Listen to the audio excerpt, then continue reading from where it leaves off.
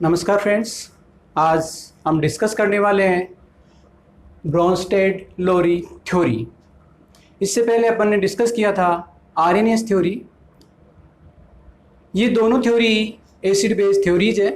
Arrhenius theory में अपन ने discuss किया था कि कोई भी सब्सटेंस वाटर में डिजोल्व होने के बाद में H+ आयंस देता है तो वो एसिड है, और कोई भी सब्सटेंस वाटर में डिजोल्व होने के बाद में OH- आयंस देता है तो वो बेस है। According to Bronsted Lowry theory, any substance can donate a proton to any other substance known as acid, and any substance that can accept a proton from any other substance known as base means कोई भी substance किसी दूसरे substance को अगर proton donate करता है तो वो एसिड है, और कोई भी सब्सटेंस किसी दूसरे सब्सटेंस से प्रोटॉन एक्सेप्ट करता है तो वो बेस है। That is this theory also known as protonic theory. मतलब इस थ्योरी को प्रोटोनिक थ्योरी भी बोल सकते हैं। तो acid is proton donor and base is proton acceptor. Now friends, आगे डिस्कस करते हैं ब्रोंस्टेड एसिड एंड बेस। तो पहले ब्रोंस्टेड एसिड में एक तरफ ब्रोंस्टेड एसिड होगा, एक तरफ उसका डोनेटेड प्रोटॉन होगा और एक कॉन्जुगेट बेस होगा। तो यहाँ पे कोई एक एसिड है Ha, जिसे मैंने बोला Ba means Bronsted acid. Ha जो है एक ब्रोंस्टेड एसिड है, इसने एक प्रोटॉन डोनेट किया है और डोनेट करने के बाद में एक कॉन्जुगेट बेस बनाया है। अब फ्रेंड्स, यहाँ पे ध्यान देने योग्य बात यह है कि कोई भी एसिड यदि ये स्ट्रॉन्ग एसिड है तो यहाँ पे जो कॉन्जुगेट बेस बनेगा वो वीक बनेगा। अगर ये वीक एसिड है तो यहाँ पे जो कॉन्जुगेट बेस बनेगा वो स्ट्रॉन्ग बनेगा।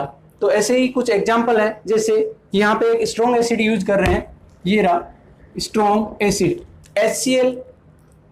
स्ट्रॉन्ग एसिड होता है जो प्रोटॉन डोनेट करने के बाद में Cl- कॉन्जुगेट बेस बनाता है जो कि वीक बेस होगा। तो स्ट्रॉन्ग एसिड ने कॉन्जुगेट बेस जो बनाया वो वीक होगा। ऐसे ही यहाँ पे बात करें, एक वीक एसिड है, इसने कॉन्जुगेट जो ये प्रोटॉन डोनेट करने के बाद में कॉन्जुगेट बेस बनाएगा तो ये स्ट्रॉन्ग बेस बनेगा। HCl की तरह ही H2SO4 भी स्ट्रॉन्ग एसिड होता है और इसका कॉन्जुगेट भी वीक बेस होगा। और यहाँ पे ये वीक बेस बना है, ये वीक बेस है, लेकिन ये एक प्रोटॉन और डोनेट कर सकता है तो ये प्रोटॉन डोनेट करने के बाद में ये कॉन्जुगेट बेस बनाएगा, ये भी कॉन्जुगेट बेस है। अब दूसरा बात करें H3PO4 हाईली स्ट्रॉन्ग एसिड, तो ये भी एक प्रोटॉन डोनेट करने के बाद में वीक बेस कॉन्जुगेट बेस बनाएगा। यहाँ पे ये कॉन्जुगेट बेस का काम कर रहा है, मतलब बेस का काम कर रहा है, लेकिन ये प्रोटॉन 2 और डोनेट कर सकता है। तो यहाँ पे ये एक प्रोटॉन और डोनेट करेगा, ये प्रोटॉन डोनेट किया और यहाँ पे एक कॉन्जुगेट बेस बनाया। फ्रेंड्स, यहाँ पे ये देखना है कि यहाँ पे ये जो स्ट्रॉन्ग एसिड था ये इतना स्ट्रॉन्ग नहीं है, मतलब ये एसिड है। दोनों में अंतर है। ये स्ट्रॉन्ग एसिड था H3PO4 स्ट्रॉन्ग एसिड था, वेरी स्ट्रॉन्ग था, लेकिन ये इतना स्ट्रॉन्ग नहीं है, तो इसे मैंने एसिड बोला। एसिड ने प्रोटॉन डोनेट किया और बेस बनाया। अब फ्रेंड्स, आपने देखा होगा यहाँ पे बहुत सारी रिवर्सिबल रिएक्शंस हैं और कुछ इरिवर्सिबल रिएक्शंस हैं। तो ये इरिवर्सिबल क्यों है और ये रिवर्सिबल क्यों है? इसका रीजन ये है कि स्ट्रॉन्ग एसिड जो होता है वो वीक बेस कॉन्जुगेट बेस बनाता है, वो इतना वीक होता है कि दोबारा से ये प्रोटॉन एक्सेप्ट नहीं करता और दोबारा से ये रिवर्सिबल रिएक्शन नहीं होती। मीन्स स्ट्रॉन्ग एसिड इतना वीक बेस कॉन्जुगेट बेस बनाता है कि वो दोबारा प्रोटॉन एक्सेप्ट नहीं करता, मतलब अट्रैक्ट नहीं करता, और प्रोटॉन अट्रैक्ट नहीं करेगा तो रिवर्सिबल रिएक्शन नहीं होगी। ये HCl के केस में है। ऐसे ही H2SO4 के केस में भी जो पहली रिएक्शन है उसके केस में भी ऐसा ही होगा। ये वीक कॉन्जुगेट बेस था, इसने एक ये प्रोटॉन लेगा नहीं, प्रोटॉन नहीं लेगा तो ये रिएक्शंस भी नहीं होगी। ऐसे ही यहाँ पे ये जो है रिएक्शन वो रिवर्सिबल दिख रही है फ्रेंड्स, क्योंकि यहाँ पे ये सिर्फ एसिड है, स्ट्रॉन्ग नहीं है, not strong, not strong acid. तो ये स्ट्रॉन्ग एसिड नहीं है तो स्ट्रॉन्ग बेस भी नहीं बनाएगा, तो इसका जो कॉन्जुगेट बना है वो बेस है, वो प्रोटॉन वापस से ले सकता है और ये रिएक्शन रिवर्सिबल हो सकती है, इसलिए इसको रिवर्सिबल लिखा है। ऐसे ही फॉस्फोरिक एसिड स्ट्रॉन्ग एसिड होता है, dihydrogen phosphate very weak conjugate base है, वो ये प्रोटॉन एक्सेप्ट नहीं कर सकता या अट्रैक्ट नहीं कर सकता और ये जो रिएक्शन है वो नहीं होएगी। बात करें इसमें तो ये स्ट्रॉन्ग एसिड है लेकिन ये भी नॉट स्ट्रॉन्ग एसिड, तो स्ट्रॉन्ग एसिड नहीं है, सिंपल एसिड है, तो ये कॉन्जुगेट बेस बनाएगा। ये कॉन्जुगेट बेस प्रोटॉन ले लेगा, प्रोटॉन लेके ये रिएक्शन भी करेगा। लेकिन यहाँ पे बात करें फ्रेंड्स, वीक कॉन्जुगेट एसिड है, सॉरी वीक ब्रोंस्टेड एसिड है, इसने जो कॉन्जुगेट बेस बनाया है वो स्ट्रॉन्ग कॉन्जुगेट बेस बनाया है, इसलिए ये प्रोटॉन लेगा, टेकन एंड रिएक्शन रिवर्सिबल, मतलब ये प्रोटॉन लेगा और रिएक्शन जो होगी वो रिवर्सिबल होगी। तो ये तो फ्रेंड्स बात हुई ब्रोंस्टेड एसिड्स की। ब्रोंस्टेड एसिड्स में स्ट्रॉन्ग एसिड है तो वीक कॉन्जुगेट बेस बनाता है, अगर वीक एसिड है तो स्ट्रॉन्ग कॉन्जुगेट बेस बनाता है, जिसके एग्जांपल्स आपको यहाँ पे दिख रहे हैं। HCl स्ट्रॉन्ग एसिड है, वीक कॉन्जुगेट बेस बना रहा है, H2CO3 वीक एसिड है, स्ट्रॉन्ग कॉन्जुगेट बेस बना रहा है। अब है Bronsted base. Generally Bronsted base या तो न्यूट्रल होते हैं या एनायंस होते हैं, एनायंस बोले तो नेगेटिव चार्ज होते हैं, तो ये दोनों ही टाइप के होते हैं, इनको भी डिस्कस करते हैं। ब्रोंस्टेड बेस, ब्रोंस्टेड बेस यहाँ पे एक न्यूट्रल आपको ब्रोंस्टेड बेस दिख रहा है, वो प्रोटॉन ले सकता है और एक कॉन्जुगेट एसिड बना सकता है।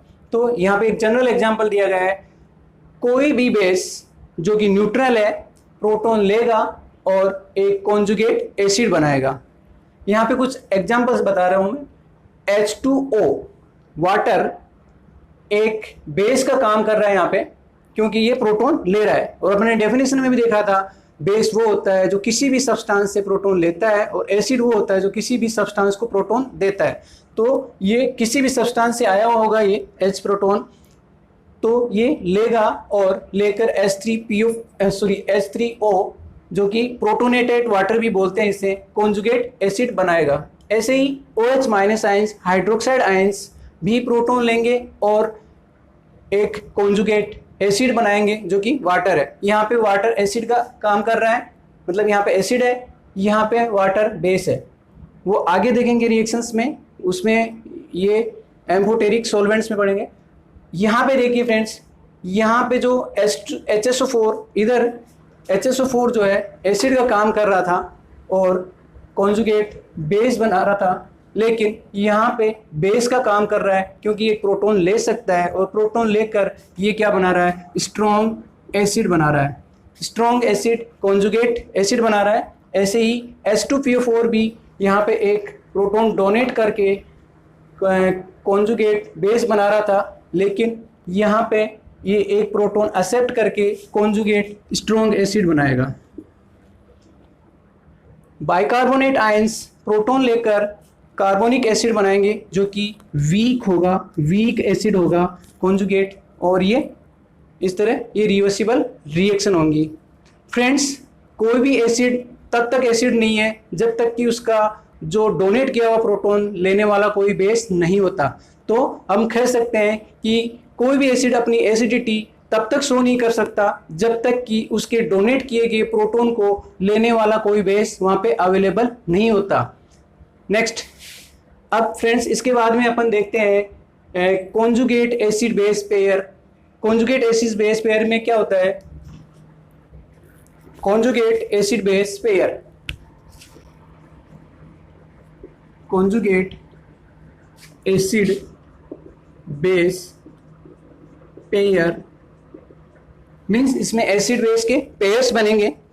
कॉन्जुगेट एसिड बेस पेयर का एक सिंपल एग्जांपल बताता हूं आपको। एक कोई ब्रोंस्टेड एसिड है HA, ब्रोंस्टेड एसिड, इसे बोलेंगे B4 Bronsted A4 acid. B4 Bronsted A4 acid, ये कोई ब्रोंस्टेड एसिड है और यहाँ पे B कोई ब्रोंस्टेड बेस है। देखो यहाँ पे B4 ब्रोंस्टेड है, यहाँ पे भी B ब्रोंस्टेड है, तो यहाँ पे क्या बना, ये एसिड है, ये बेस है। इन दोनों ने क्या किया, प्रोटॉन का एक्सचेंज किया। प्रोटॉन का एक्सचेंज करके, मतलब यहाँ पे न्यूट्रल बेस की बात हो रही है, तो यहाँ एक प्रोटॉन है, ये प्रोटॉन ले सकता है। अभी मैंने थोड़ी देर पहले बताया कि कोई भी एसिड तब तक एसिड नहीं है जब तक कि उसका प्रोटॉन लेने वाला कोई बेस अवेलेबल नहीं हो। तो यहाँ पे ये प्रोटॉन जो है, इसका प्रोटॉन इस बेस के पास चला जाएगा और ये बेस प्रोटॉन लेके बनाएगा Hb प्लस। तो देखो यहाँ पे फ्रेंड्स, ये था एसिड और ये था बेस, और यहाँ पे इसने बनाया है एसिड, और इसके साथ में ये जो एसिड था, ये एसिड था, इसने एक प्रोटॉन डोनेट करने के बाद में एक कॉन्जुगेट बेस भी बनाया है। तो ये क्या बना, बेस। तो फ्रेंड्स ये पेयर्स बन गए हैं। इसमें देखो एसिड ने कॉन्जुगेट बेस बनाया है और बेस ने कॉन्जुगेट एसिड बनाया है। अगर इनको अपन कहें कि ये एसिड 1 था और ये बेस 1 था, तो एसिड 1 ने जो कॉन्जुगेट बेस बनाया है वो बेस 2 बनाया है, और बेस ने कॉन्जुगेट एसिड जो बनाया है वो एसिड 2 बनाया है। तो फ्रेंड्स यहाँ पे देखने को ये देख सकते हैं कि यहाँ पे जो एसिड था, ब्रोंस्टेड एसिड था, उसने कॉन्जुगेट बेस बनाया, तो इसे बोलेंगे कॉन्जुगेट एसिड बेस पेयर। यहाँ पे कॉन्जुगेट एसिड मतलब HA का कॉन्जुगेट एसिड, जो HA था एसिड था, उसका बेस पेयर जो बना है वो A माइनस बना है। ऐसे ही बात करें जो B है, यहाँ पे B है और इसने बनाया है कॉन्जुगेट एसिड, B बेस था यानी कॉन्जुगेट एसिड बेस पेयर, ये यहाँ पे बन गया। तो friends conjugate acid base pair में क्या होता है, कोई एक एसिड प्रोटॉन देता है और प्रोटॉन देने के बाद में कॉन्जुगेट बेस बनाता है, और कोई एक बेस प्रोटॉन लेता है कोई एक बेस प्रोटॉन लेता है और कॉन्जुगेट एसिड बनाता है। तो ये कॉन्जुगेट एसिड बेस थ्योरी है। इसके कुछ एग्जांपल्स देख लेते हैं। एक जनरल एग्जांपल था, इसमें एसिड कुछ भी हो सकता है, बेस कुछ भी हो सकता है, लेकिन यहाँ पे एग्जांपल्स हैं।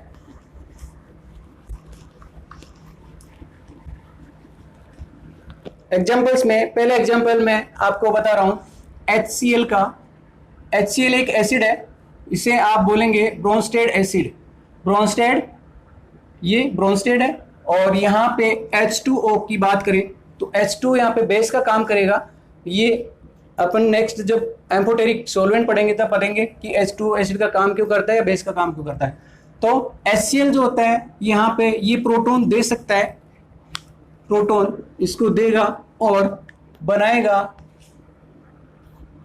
Cl माइनस एक कॉन्जुगेट बेस। ऐसे ही H2O जो है, HCl से प्रोटॉन लेकर H3O प्लस एक कॉन्जुगेट एसिड बनाएगा। तो ये था यहाँ पे ब्रोंस्टेड बेस, और यहाँ पे ये एसिड बना, तो इसको बोलेंगे, ये था एसिड 1, ये बेस 1, और यहाँ पे इस एसिड ने जो बनाया कॉन्जुगेट बेस बनाया वो बेस 2 होगा, और इस बेस ने जो कॉन्जुगेट एसिड बनाया वो होगा एसिड 2, क्योंकि एसिड 1 इधर आ गया तो इधर एसिड 2 होगा। अब फ्रेंड्स इसको पेयर की फॉर्म में लिखें तो HCl का जो कॉन्जुगेट एसिड, HCl का कॉन्जुगेट एसिड, ये एसिड है, इसका बेस जो पेयर बनेगा, बेस पेयर, वो ये बनेगा Cl माइनस। तो ये कॉन्जुगेट बेस है, कॉन्जुगेट बेस, ये है कॉन्जुगेट एसिड। तो पेयर जो इनका बन रहा है वो कॉन्जुगेट एसिड बेस पेयर, ये बनेगा।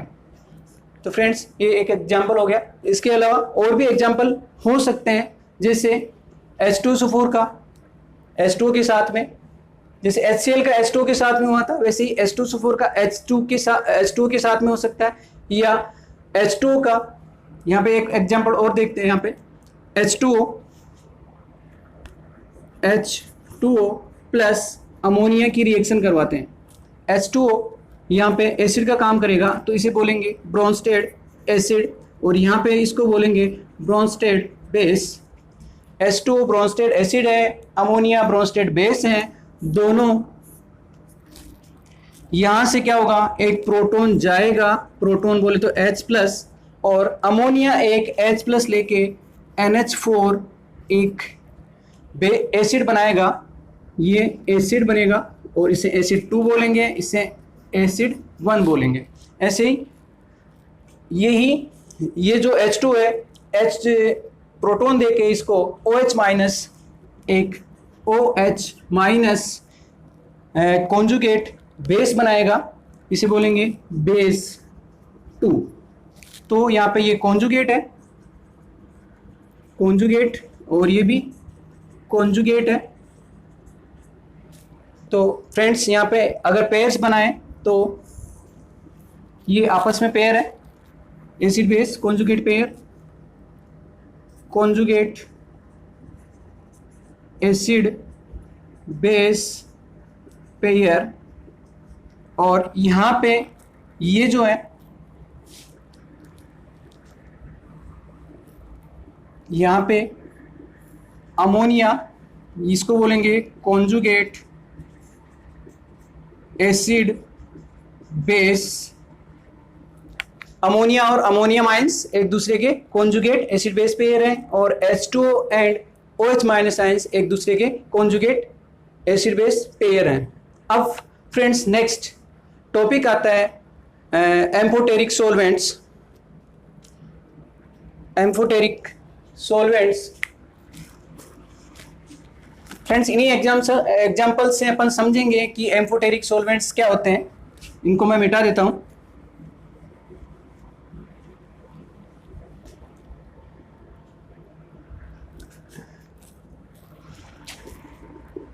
Amphoteric solvent, amphoteric solvent friends, इसको उभयधर्मी विलायक भी बोलते हैं। उभयधर्मी यानी कि दोनों कैरेक्टर रखने वाला। एम्फोटेरिक सॉल्वेंट के केस में देखें तो वो सॉल्वेंट जो प्रोटॉन ले भी सकता है और प्रोटॉन दे भी सकता है, वो उसकी रिलेटिव केमिकल कंडीशंस पे डिपेंड करता है। तो amphoteric solvents are the solvent those have tendency to accept a proton or donate a proton that depends on the relative chemical condition। तो यहाँ पे chemical conditions अगर देखें तो यहाँ देखिए फ्रेंड्स, यहाँ पे अपन ने एसिड लिया था, वो एसिड था strong acid. Strong acid HCl लिया, तो HCl के साथ में H2O ने यहाँ पे बेस का काम किया। देखो बेस बनाया है, यहाँ पे ये बेस है। अब यहाँ पे मिटा देता हूँ इनको। यहाँ पे H2O स्ट्रॉन्ग एसिड है, सॉरी HCl स्ट्रॉन्ग एसिड है और H2O बेस है। तो यहाँ पे ये प्रोटॉन लेने का काम करता है। आपको पता है प्रोटॉन जो लेता है वो बेस होता है, और प्रोटॉन लेके इसने प्रोटोनेटेड H2O बनाया, या इसको H3O प्लस भी बोल सकते हैं, एसिड बनाया, और Cl माइनस एक कॉन्जुगेट बेस बना। तो यहाँ पे प्रोटॉन जो H2O ने क्या किया, प्रोटॉन एक्सेप्टर है, ये प्रोटॉन एक्सेप्टर। इस केस में देखें फ्रेंड्स, यहाँ पे अपन को पता है कि अमोनिया जो होती है वो बेस इन नेचर होती है। तो यहाँ पे जो एसिड था, सॉरी वाटर था, यहाँ पे वाटर जो है एसिड का काम कर रहा है और यहाँ पे अमोनिया जो है बेस का काम कर रही है। अमोनिया बेस का काम कर रही है, तो बेस वो होता है जो प्रोटॉन लेता है, तो यहाँ से एक प्रोटॉन जाएगा और यहाँ पे अमोनियम आयंस बनेंगे जो कि कॉन्जुगेट एसिड होगा और OH माइनस आयन बनेंगे, कॉन्जुगेट बेस होगा। तो फ्रेंड्स यहाँ पे जो वाटर है वो प्रोटॉन डोनर का काम कर रहे हैं। तो मैंने डेफिनेशन में बताया उभयधर्मी या एम्फोटेरिक सॉल्वेंट्स वो होते हैं जो प्रोटॉन ले भी सकते हैं। यहाँ पे प्रोटॉन एक्सेप्टर है H2O, इसलिए ये एक्सेप्टर है, और प्रोटॉन दे भी सकते हैं, यहाँ पे H2O प्रोटॉन दे रहा है, इसलिए ये H2O यहाँ पे एम्फोटेरिक सॉल्वेंट का काम करेगा। एम्फोटेरिक सॉल्वेंट और भी होते हैं, जैसे अमोनिया है फ्रेंड्स, यहाँ पे ये अमोनिया प्रोटॉन ले रहा है, लेकिन लिथियम नाइट्राइड की बात करें, lithium nitride Li3n plus NH3, यहाँ पे इसके 2 मॉलिक्यूल्स लेते हैं, लिथियम नाइट्राइड अमोनिया, तो यहाँ पे लिथियम आयंस बनेंगे प्लस आयंस, और तीन है, 3 बना दिए। अब नाइट्रोजन 2 है फ्रेंड्स, सॉरी यहाँ पे एक नाइट्रोजन और है और यहाँ पे 2 है, तो 3 नाइट्रोजन हो गए, तो इसे बोलेंगे 3n, क्योंकि नाइट्रोजन 2 और एक 3 हो गए। हाइड्रोजन आपने देखा होगा 3 से 2 को मल्टीप्लाई किया तो 6 हो गए, तो यहाँ पे हाइड्रोजन जो है NH2, इसको माइनस बोलेंगे। प्रोटॉन यहाँ पे तो लिया था, लेकिन यहाँ पे प्रोटॉन दिया है, और यहाँ पे देखिए 3 नाइट्रोजन है, 2 और 3, हाइड्रोजन भी 6 है, 3 दूनी 6, तो यहाँ पे अमोनिया ने प्रोटॉन डोनेट किया है, यहाँ पे प्रोटॉन लिया है, इसलिए अमोनिया भी जो है एम्फोटेरिक सॉल्वेंट का काम करेगी। इसके अलावा एसिटिक एसिड और फॉर्मिक एसिड ये भी एम्फोटेरिक सॉल्वेंट का काम करते हैं। तो फ्रेंड्स, अगर मेरा वीडियो आपको अच्छा लगा तो लाइक कीजिए, कमेंट कीजिए और मेरे चैनल को सब्सक्राइब कीजिए। Thank you.